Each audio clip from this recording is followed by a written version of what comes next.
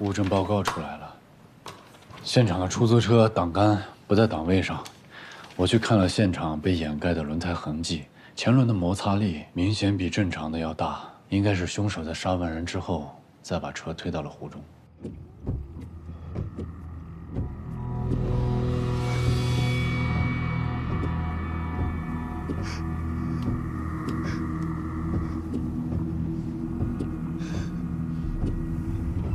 喂，你快来！我现在就在这个水库边上。对，出事儿了，出事儿，3人死了。对对对，我等你，我等你。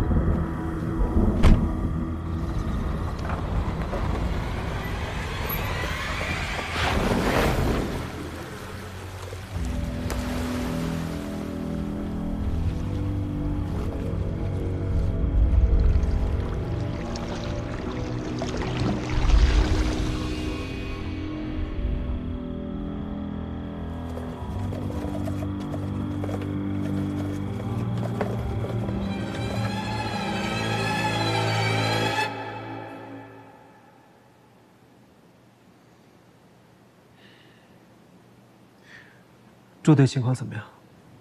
没问题了。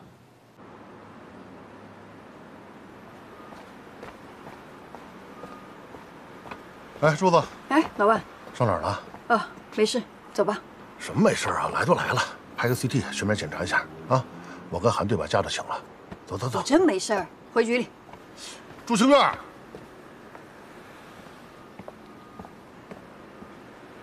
华涛临牺牲之前千叮咛万嘱咐，让我照顾好你。怎么现在我管不了你了是吗？能不提我哥吗？我这好好检查一下。老万，我看见李一起案的嫌疑人了。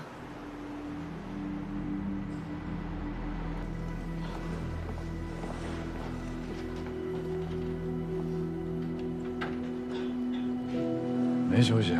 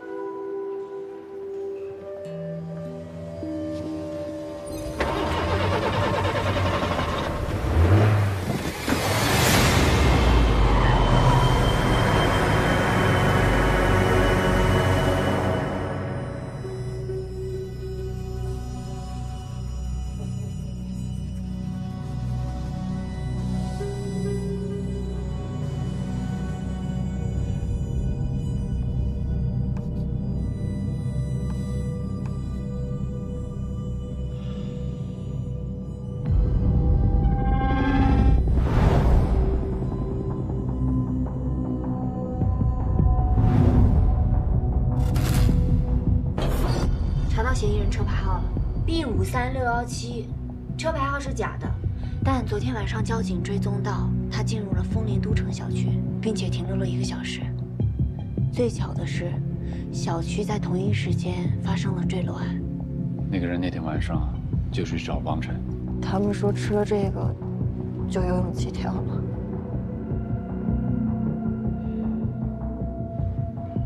主任，汪晨的血液检测报告出来了，查出了麻醉剂的成分。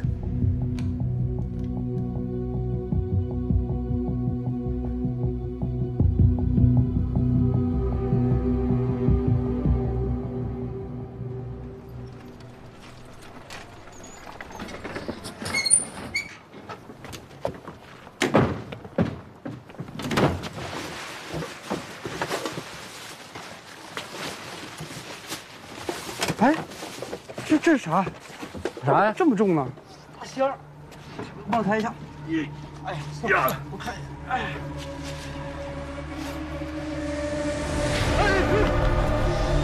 这个人，报警！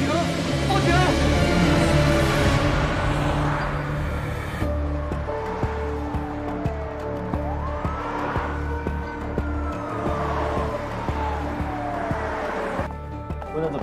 哎，林哥，老板说没有任何陌生人出现过。问问他们。好嘞。林哥，我这边也问了几户人家，目前也没有什么发现。好，我知道了。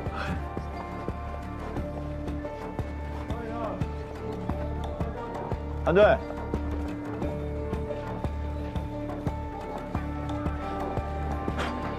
这个尸体是那2名环卫工人在垃圾桶里面发现的。我刚才转了一转，这附近没有一个是案头。怎么样？初步确认是一名年轻女性，除了脸部遭到毁坏以外，手上的指纹也被磨掉了。韩队，你说合成最近怎么这么多凶杀案啊？我觉得有点奇怪。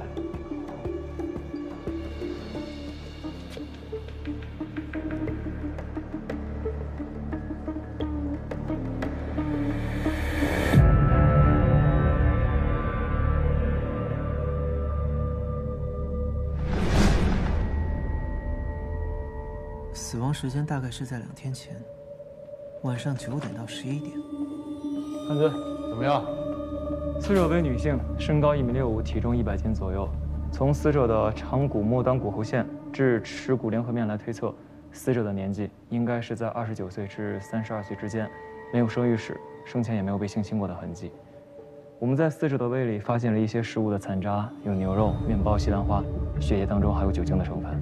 根据尸体的几项数据以及胃内的食物残渣来推测，死亡时间大概是在2天前的晚上9点到11点之间。死因是大出血，致命伤在颈动脉。这是什么凶器？凶器的形状很特别，很像是三角形一类的片状物。伤口在右侧，凶手是左撇子，很有可能。DNA 呢？失踪人口当中没有找到符合的。所以我们现在只能从他腰部那个纹身开始着手查。我想起来，我好像看过一个悬案，死者身上的伤口跟他的很像。14年前，李家镇发生过一起杀人案，死者是19岁的女大学生，凶手至今未能找到。当年的办案民警推断，凶器是一支钢笔。现场有找到凶器吗？没有。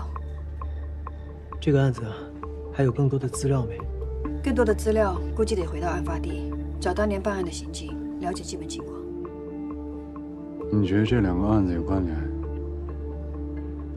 从伤口上来看，确实很像，但如果要判断凶手的手法是否一致，还需要更多资料。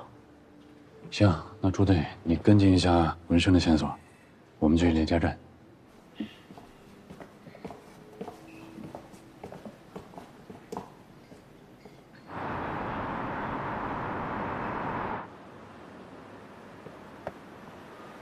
韩队，哎，李所，齐主任是吧？你好。好，你们提的案子呀，资料都准备好了，进去谈吧。好，来，来，喝茶。谢谢。啊，你们提的这个案子呀，当年在我们镇上闹出的动静挺大的。跟我说说吧。这个死者呀，叫樊绛雪。是个隔代教养，就是奶奶养大的。我们呢都是看着她长大的。她从小啊就喜欢画画，经常到后山上去写生。出事那一天呀，镇子全乱了，县长啊也是手忙脚乱的。当年没抓到嫌疑人吗？我们这个小镇呀，没有发生过这么凶残的案子，再加上10几年前，侦破手段也不成熟，我还在想，这个案子是不是到我退休了，也破不了。哎，你们发现的那具尸体，伤口真的跟绛雪的一样？会不会，凶手是一个人啊？现在还不确定。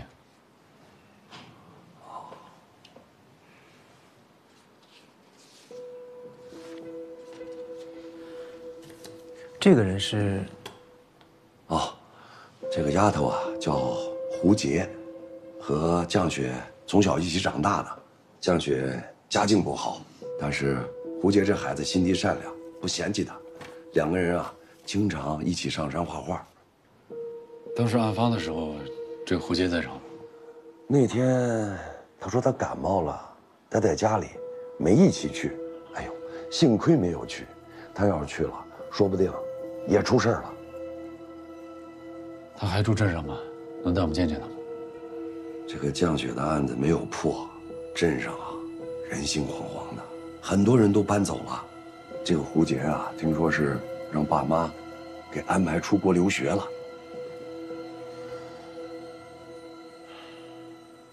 朱队，我找了几家纹身店，都没有找到任何线索。继续找。好。杜队，我找到了。我在网上的一个博主的视频里面找到了一个女孩有同样的刺青。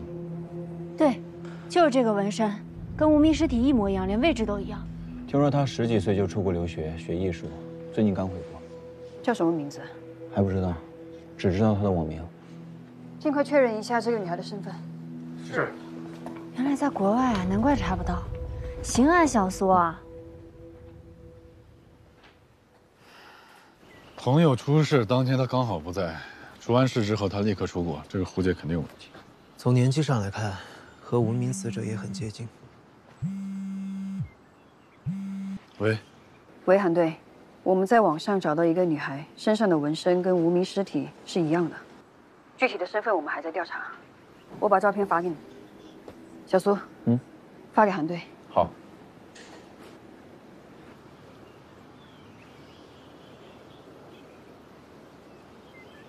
是胡杰。这个人是李家镇死者的朋友，他叫胡杰。我会把这胡杰资料传给你，你找他家属对比一下 DNA， 确认身份。好。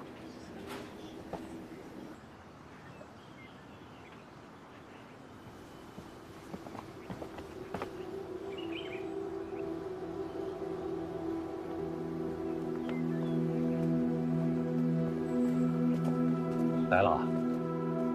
这小屋啊，早先是给附近护林员休息使用的，久了渐渐就没人了，所以啊，也就荒废了。进来看看。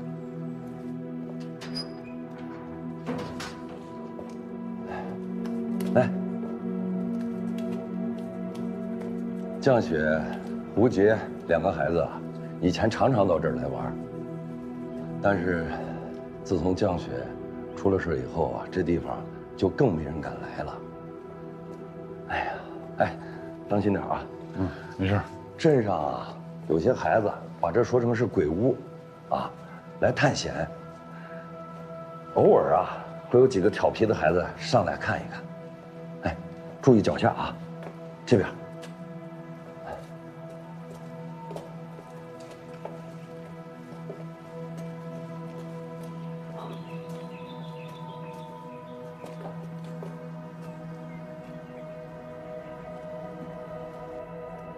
这就是当年的案发现场啊，尸体就在那个位置。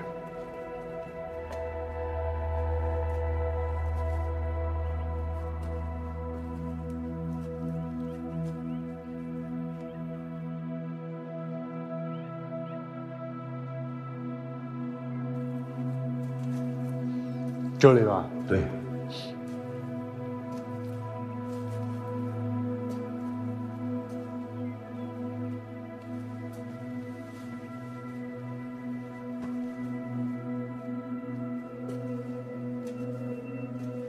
当时，法医鉴定是颈动脉被刺破后因失血过多而死亡，凶器是一支钢笔，但在现场没有发现那支行凶的笔。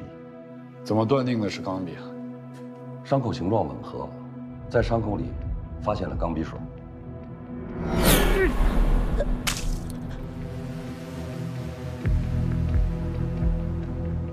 当时我们在现场发现了画板，樊降雪身边有一支钢笔。上面只有他自己的指纹，但没有血迹。另外啊，我们在现场发现有人明显打扫过，指纹、足印，通通没有。最后找到了一根头发。凶器的形状很特别，很像是三角形一类的片状。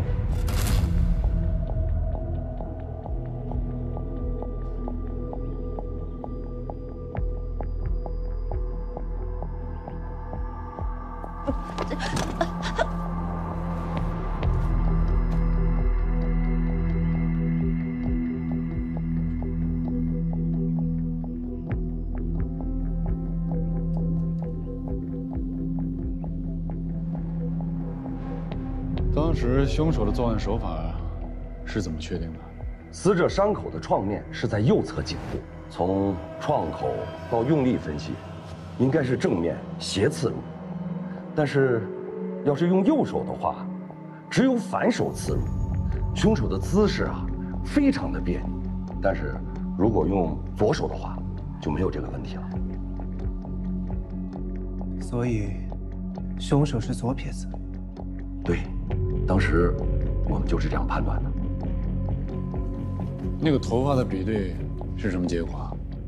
那根头发呀，是个断发，根本没有连接毛囊，所以不能用来确认身份，只是知道不是樊绛雪自己的。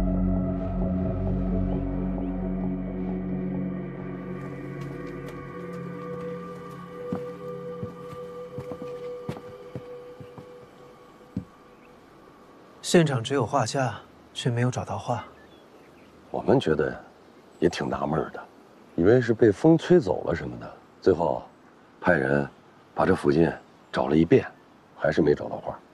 凶手应该留下了证据，所以把它拿走。不知道。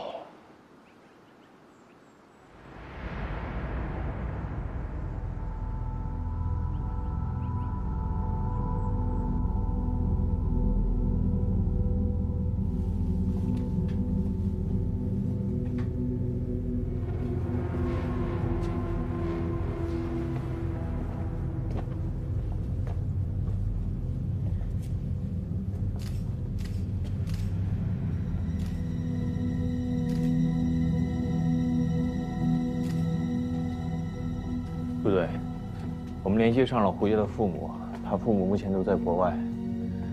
他父母说胡杰已经回来几个月了，但是我们查了他的通话信息，因为他的手机号是澳洲的，所以目前没有有效的信息。这位是他家的保洁阿姨，她给我们开的门。部队，阿姨你好。哎，你好，咱坐下聊吧。哎，来，阿姨坐。我简单问你几个问题。您上一次见到胡杰是什么时候？前天来打扫卫生的时候。您是几点钟来的？大概下午2点吧。那个时间胡杰在家吗？在家。我下午开始打扫卫生，差不多6点走的。胡小姐下午5点多出去的，好像约了其他人吃饭。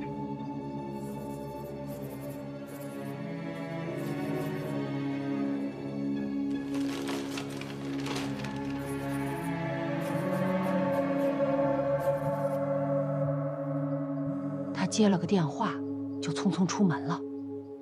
那您知道他约的谁吃饭吗？只听见他在打电话，不知道是谁。好，谢谢你配合。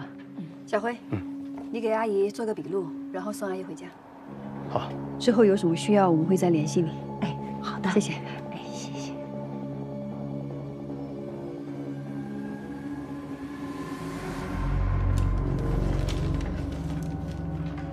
部队，你过来看一下，浩然在林默这幅画。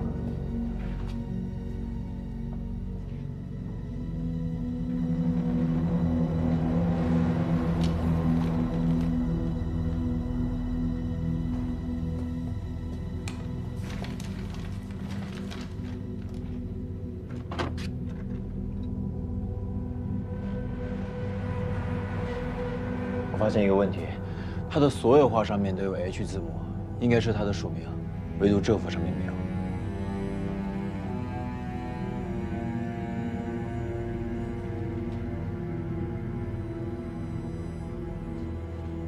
这幅画有可能不是他画的，把这些都带回去做下比对。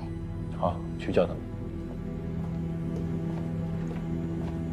高远，有什么发现？部队，我们刚才发现了几枚指纹，这还有一根头发，指纹回去检测一下，看是胡杰的还是其他人。好。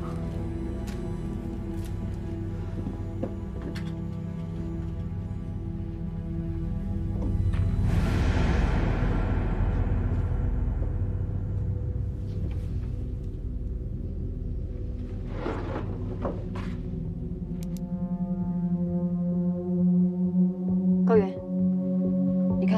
有血迹。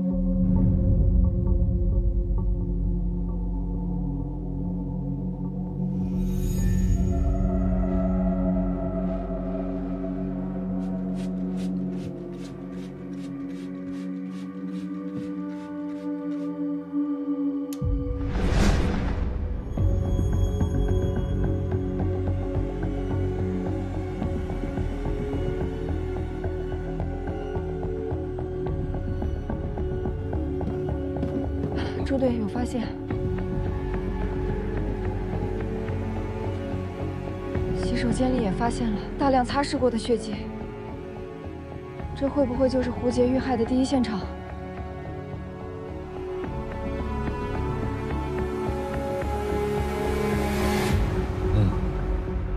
知道了。无名女尸确定是胡杰，案发现场就是他的家。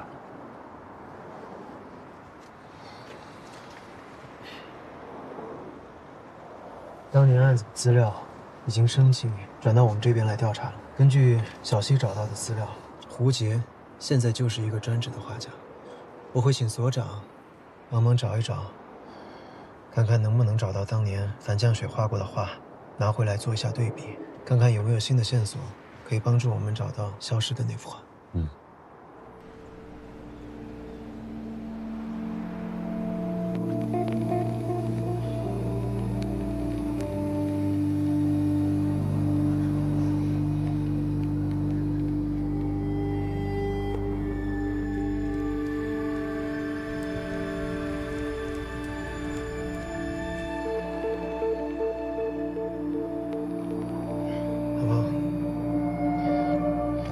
杀死李一奇的凶手找到了？我还在查呢。凶手一定和袁在有关。我们是警察，需要证据。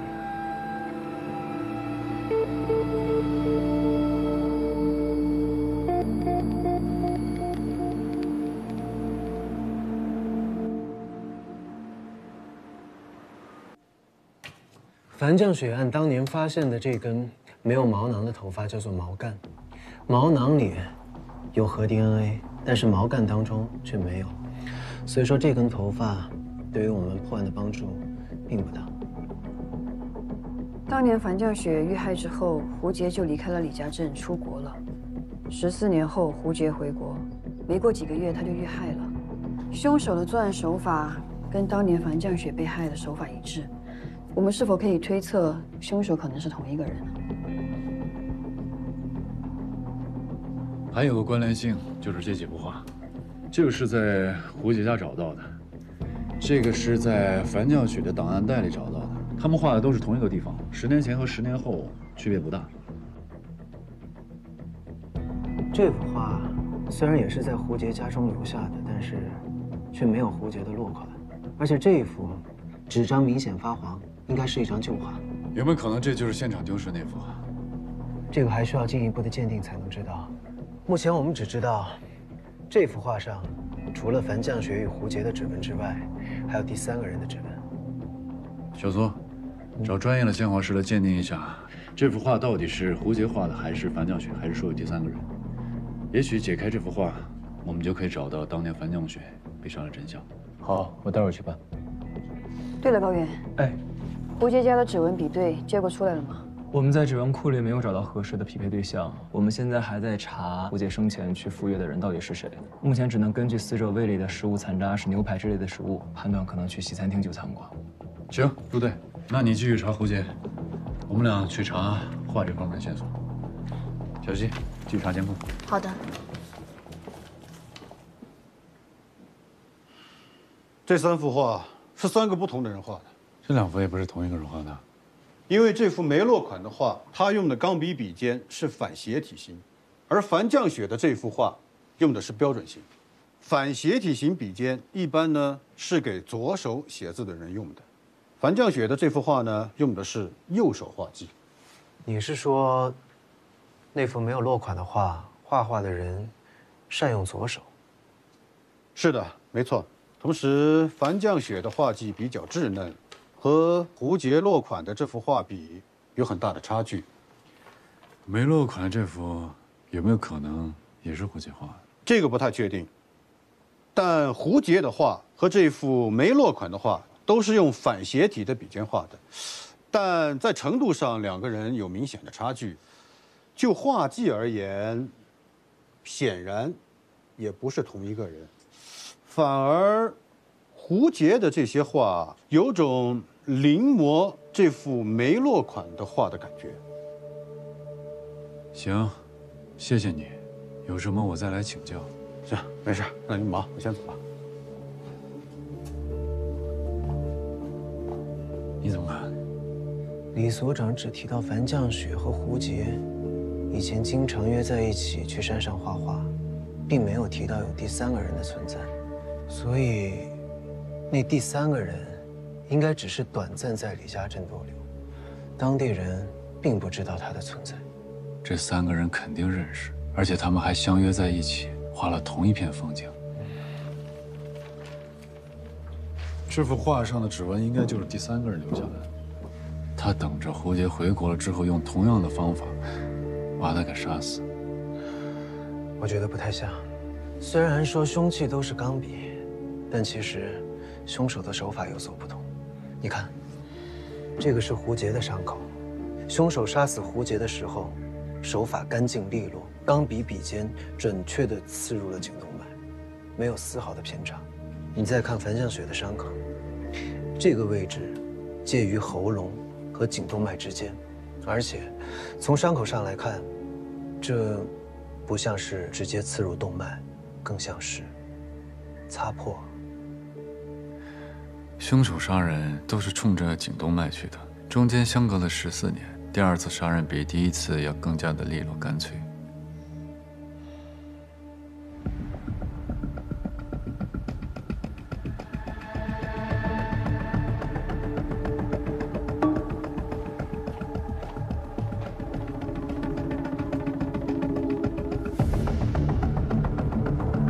韩队，季主任，樊绛雪现场的头发跟胡杰的比对不一致。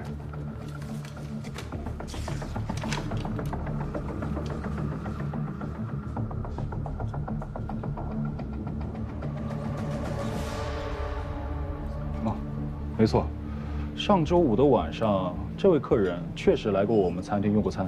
哦，当时他们就坐在上边靠窗的那一桌。你为什么会记得这么清楚？因为他当时跟他朋友吵了一架，这名女士还泼了他朋友一身酒，在餐厅引起了不小的骚动。那你还记得跟他吵架的那个人长什么样子吗？哦，是一名男士，穿着西装，看上去挺斯文的。你们这个监控能拍到那边吗？可以。调出来给我看一下。来。能快进吗？行。从这里放。他们当时吵得这么厉害，你们店里有人听到他们因为什么吵架吗？这个不太清楚。我当时没在现场。你能帮我把这段视频拷贝出来吗？可以。谢谢啊，小王。好的。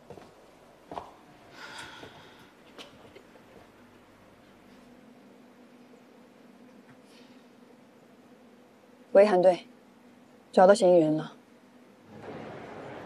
我们查到这个阮明宇是胡杰在国内的经纪人，专门帮他卖画。这一家就是他的工作室。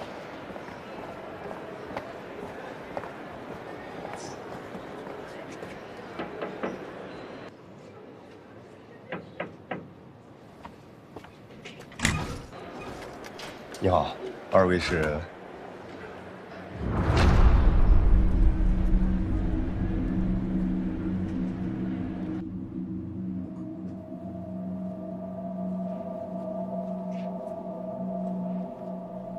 胡杰，他真的死了？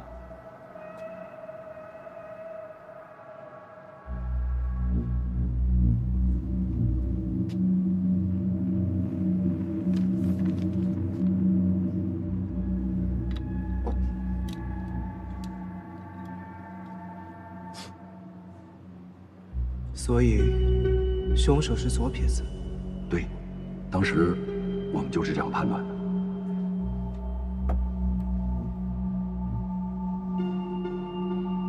前几天我们还在一起吃饭，没想到他是怎么死的？你们吃完饭以后，你去哪儿了？吃完饭我就回到这儿来了，这是我的工作室，我平常也住在这儿。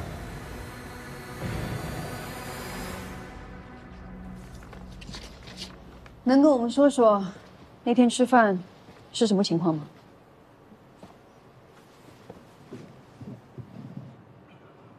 那天我们不欢而散，有一个买家看上了他一幅很多年前画的画，价钱我已经帮他谈好了，可是他一直拖着不把画交给我。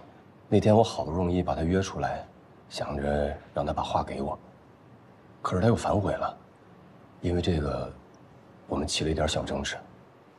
确定只是起了一点小争执吗？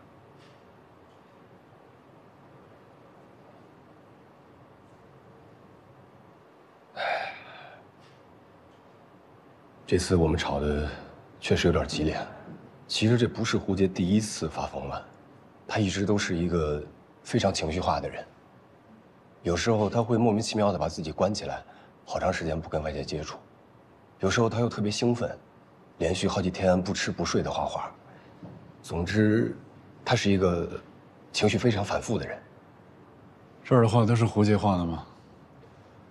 不全是，还有其他客户的。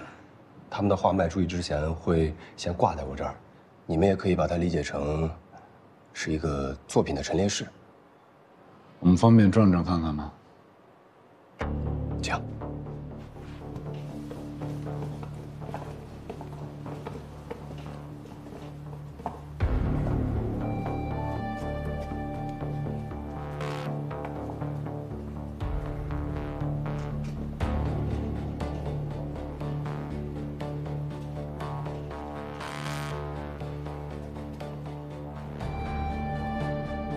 对了，这个人你认识吗？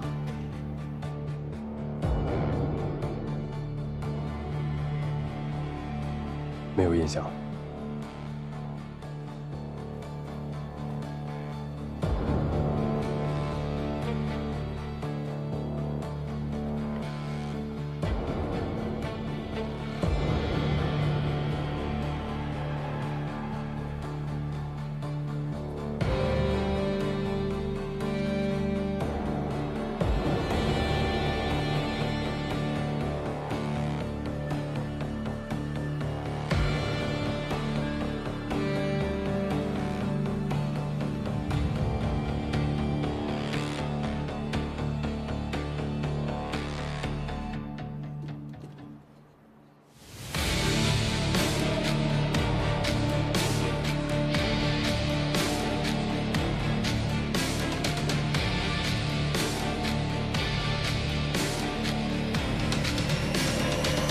你去过李家镇？哪儿？李家镇。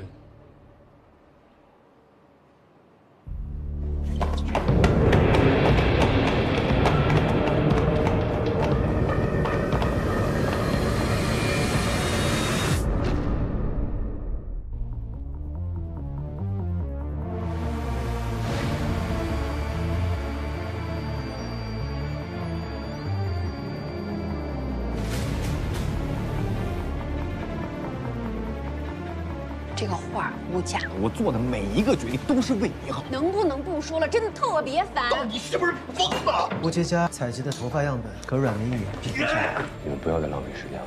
胡杰的死和我一点关系都没有。宋维民的妹妹来人尸了。前2天我收拾他的东西的时候，我发现他留下了很多药。这个比赛已经停办几年了。这是胡杰的银奖，这个是金奖。陈楚川，陈楚川和原钻案有什么关系？我们离真相就只差那么一点点了。很错。你不要再查了。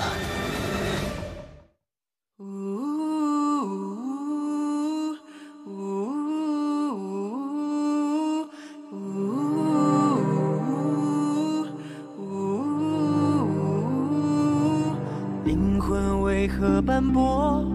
因为你只看见污浊，蒙蔽自己，止醉和沉默。借口为样堕落，别怪下我的诱惑。不听不见真相才赤裸。你说他。